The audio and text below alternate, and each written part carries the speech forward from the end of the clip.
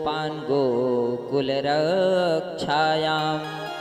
निरूप्य मथुरां गतः नन्दः कंसस्य वार्षिक्यं करं दातुं कुरुद्वः। आज जो है छकड़े में दूध दही लेकर के नंद बाबा जो है कर देने के लिए गए। जैसे ही कंस के पास पहुंचे, कंस को नमस्कार चमत्कार किए, उनसे कहने लगे कि देखो कंस, इस बुढ़ापे में मेरे को जो है लाला का प्रादुर्भाव हुआ है,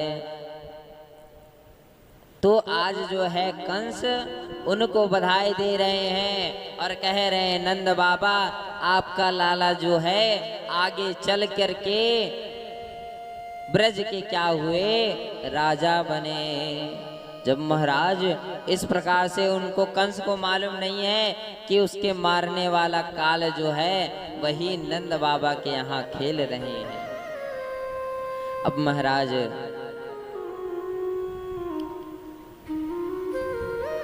नंद बाबा जो है वसुदेव, अपने परम मित्र वसुदेव जी से मिलने के लिए गए। मिल करके उनसे उनकी हाल चाल पूछने लगे। कहने लगे वसुदेव जी आप सकुशल तो हैं ना? तो जब नंद बाबा ने बताया नहीं, तो वसुदेव जी कहने लगे क्यों नंद बाबा, तुम्हारे यहाँ लाला हुआ है लेकिन मेरे को बताए नहीं। महाराज आज नंद बाबा कह रहे हैं कि देखो वसुदेव मित्र, तुम्हारे 6 संतान को कंस ने मार दिया और मैं अपने एक लाला के बारे में तुमको बता करके अपने मन को दुखित नहीं करना चाहता। जब महाराज इस प्रकार से कहे, सो कहने लगे वसुदेव जी कि तुम जो है अत्यधिक देर तक अपने महल को छोड़ करके मत रहो, अब तुम चले जाओ वापस। जब महाराज इस प्रकार से कहे तो आज नंद बाबा जो है गोकुल की ओर दौड़े, लेकिन महाराज इधर कंस ने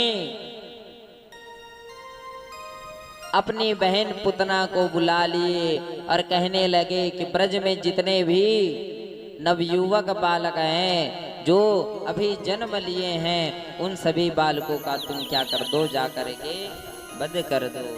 महाराज आज पुतना आए, पुतना का ब्रज में प्रवेश किए। कंसेन प्रहिता घोरा पूतना बालघातिनी शिशुंश्चार निघ्नन्ति पुरग्राम व्रजादिषु।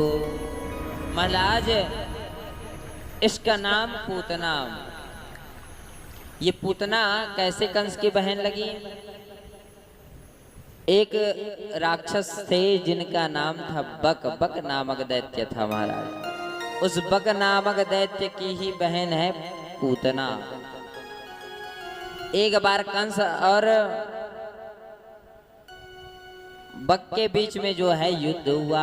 दोनों ने एक दूसरे को परास्त नहीं कर पाए, तो कहे चलो हम दोनों मित्र बन जाते हैं, और मित्र बन गए। तो दोनों मित्र बनने के कारण ही यह पूतना जो है कंस की भी बहन लगी।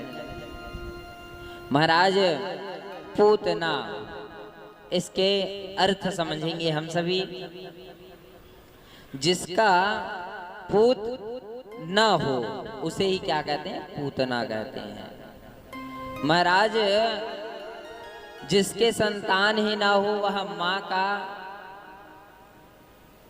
दर्द कैसे समझ सकता है? महाराज आज जो है पूतना बालकों को मारने के लिए आए। जैसे ही ब्रज में प्रवेश किए, सो एक सुंदर सी वेश धारण कर लिए महाराज। जिस प्रकार से शूर्पणखा वेश बदल करके आई, उसी प्रकार से आज जो है यह पूतना जो है वेश बदल करके आ गए। शूर्पणखा जब वेश बदल करके आए सो कहने लगे राम जी से, तो सम पुरुष नमो सम नारी। क्या कहने लगे कि तुम्हारे समान जो है ना तो पुरुष हैं न मेरे समान नारी है। सुंदर वेश धारण कर लिए।